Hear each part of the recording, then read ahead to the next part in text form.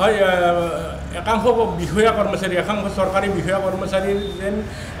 দায়িত্বৰ প্ৰতি নিজৰ কৰ্তব্যৰ প্ৰতি যেন তেওঁলোক উদাসীন সেই কথা পুনৰবাৰ প্ৰমাণ হৈছে যে দেখা গৈছে যে একাংশ কৰ্মচাৰীয়ে বিভিন্ন সময়ত নিজৰ কৰ্তব্য আৰু নিজৰ দায়িত্ব সুচাৰুৰূপে পালন নকৰাৰ অভিযোগ আহি আছে আৰু তেনে এক অভিযোগৰ ভিত্তিতে আজি আমি উপস্থিত হৈছিলোঁ ইয়াতে নলবাৰীৰ গড়কাপ্তানি বিভাগৰ বিল্ডিং ডিভিজনত আৰু বিল্ডিং ডিভিজনৰ 28গৰাকী কৰ্মচাৰী আছে কিন্তু এই মুহূৰ্তত 8জনহে কৰ্মচাৰী উপস্থিত আছে এতিয়া দিনৰ 11টা বাজিছে মই পোনে পোনে দেখুৱাইছোঁ দিনৰ 11টা বাজিছে কিন্তু 28জন বিষয়া কৰ্মচাৰীৰ ভিতৰত মাত্ৰ 8গৰাকী হেড এছিষ্টেণ্ট প্ৰণৱ চক্ৰৱৰ্তী ডাঙৰীয়াকে ধৰি 8গৰাকী বিষয়া কৰ্মচাৰী ইয়াত উপস্থিত আছে যিগৰাকী এক্সিকিউটিভ ইঞ্জিনিয়াৰ তেখেতে উপস্থিত নাই যেন নিজৰ দায়িত্ব আৰু কৰ্তব্যৰ প্ৰতি একাংশ বিষয়া চৰকাৰী বিষয়া কৰ্মচাৰীৰ যেন উদাসীন মনোভাৱ সেই কথাকে যেন পুনৰ প্ৰমাণিত হৈছে মই দাদা আপুনি কওকচোন যে আপোনালোকে বহুতে কষ্ট কৰে আৰু বহুতে কষ্ট নকৰাকৈ তেনেকৈ চৰকাৰী দৰমহা ভোগ কৰি আছে কষ্ট নকৰাকৈ থকা নাই বাৰু কিন্তু আজি বিহু প্ৰথম বুলি অলপমান হয়তো কৰাৰ দেৰি হৈছে সেইটো মই নকওঁ আপোনাৰ প্ৰণৱ চক্ৰৱৰ্তী নাম হেড এছিষ্টেণ্ট এক্সিকিউটিভ ইঞ্জিনিয়াৰৰ নাম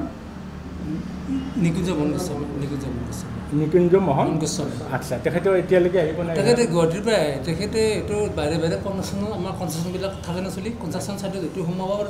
ইয়াত কোৱাৰ্টাৰ নাই ইয়াত তেওঁ নিজা ঘৰ আছে হ'লে গুৱাহাটীৰ পৰা গুৱাহাটীবোৰতো থাকে গুৱাহাটীৰ পৰা অহাৰ কাৰণে দেৰি হয়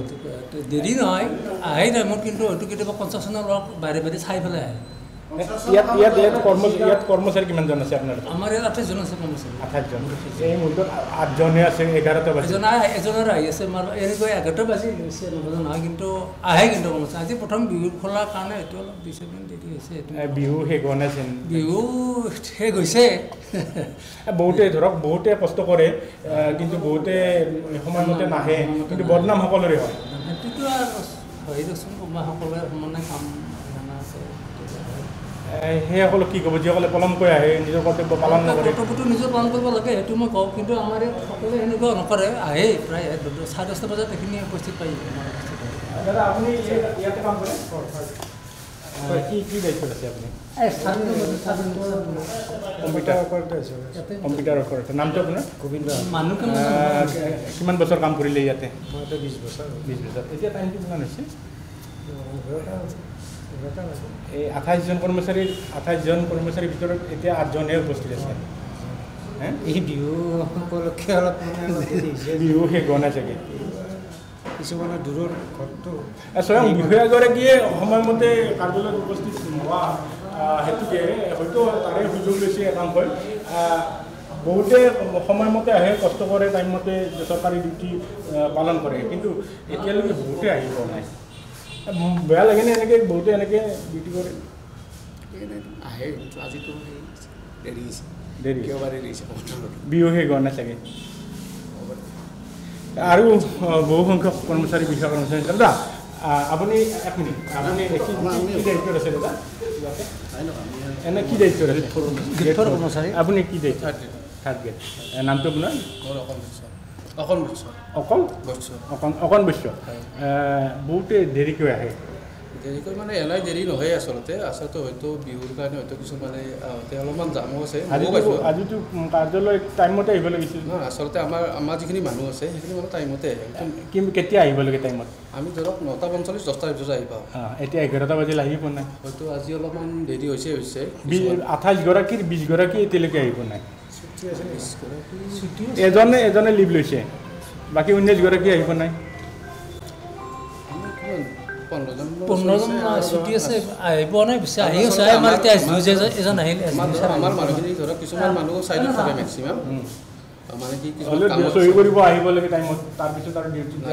কিছুমানে মানে কেনেকুৱা হয় ছাৰে কেতিয়াবা কি কৰে ধৰক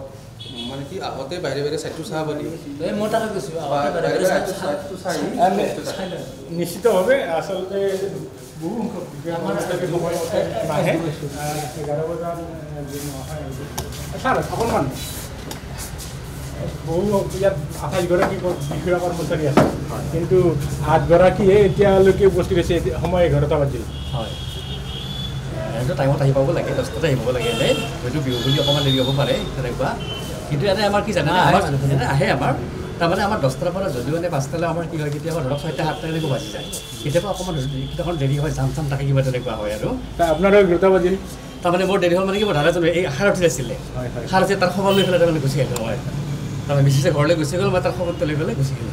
কৰ্তব্যত ফাঁকি দিয়া কৰ্মচাৰীসকলে কি ক'ব